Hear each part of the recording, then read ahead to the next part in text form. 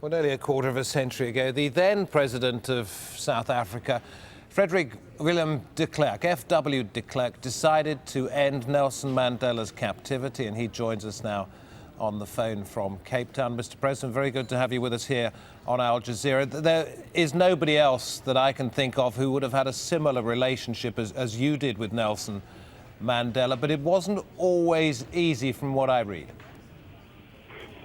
Good morning. No, there were times when there was a lot of tension between us. Firstly, we were obviously political opponents.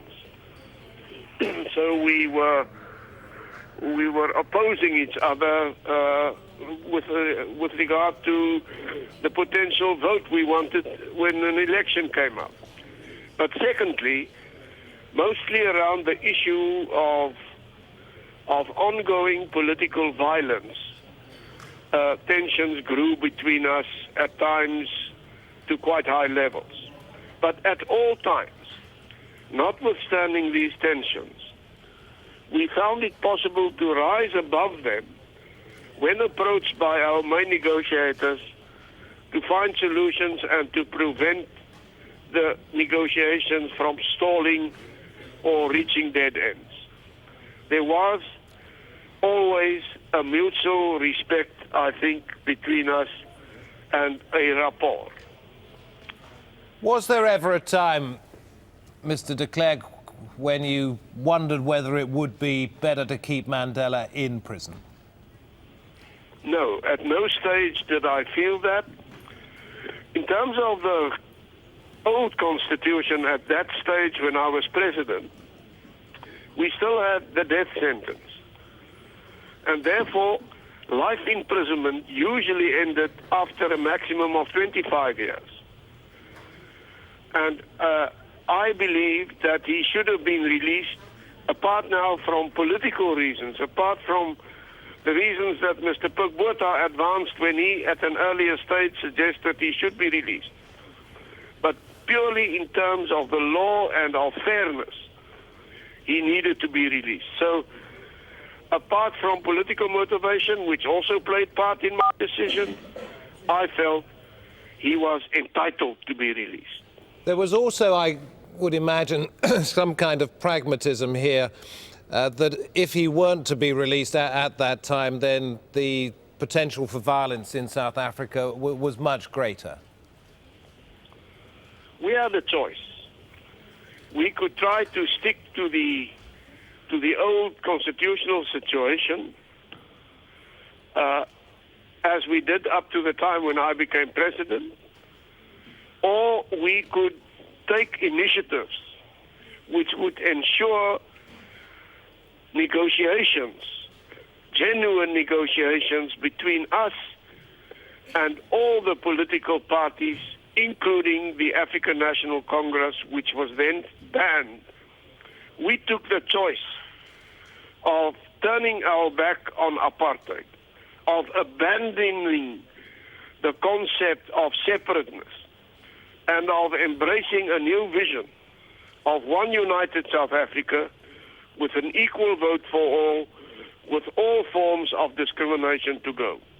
So my whole approach was that we could not negotiate unless we deal also with the question of political prisoners.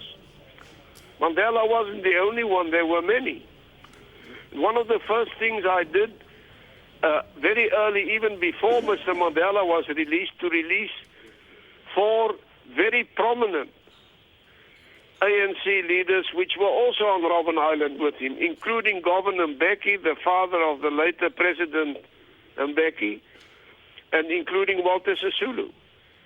So it was with specific intention aimed at negotiations that we tried to remove any excuse which the ANC could offer not to come to the negotiation table and not to have bona fide negotiations. I remember those days as a reporter, Mr. President. I'm also wondering, from a personal point of view, when you look at the way Nelson Mandela is being remembered, whether you think people are perhaps overplaying what he managed to achieve, or whether you think all the adulation is warranted.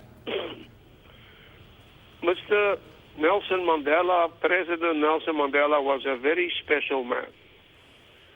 I think nothing is being overplayed. I think he is held in the highest esteem, not only by the overwhelming majority of all South Africans, but worldwide. I think he is a towering figure of the past century, and therefore I think we should pay him the tribute and the honor which his life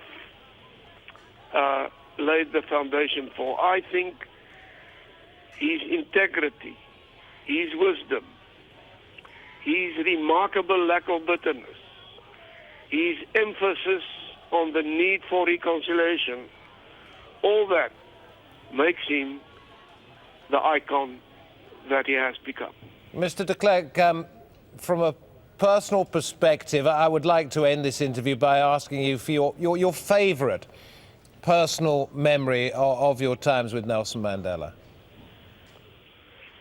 I would say it was the moment after his inauguration, when he and I then became deputy president in the government of national unity, when he and I and Thabo Mbeki, who was the other deputy president, stepped onto the terrace of the union buildings in Pretoria, and he took my hand and he raised it with his hand in the air, showing to the many thousands gathered here that peace has arrived, that black and white can work together, and that we are going to work together.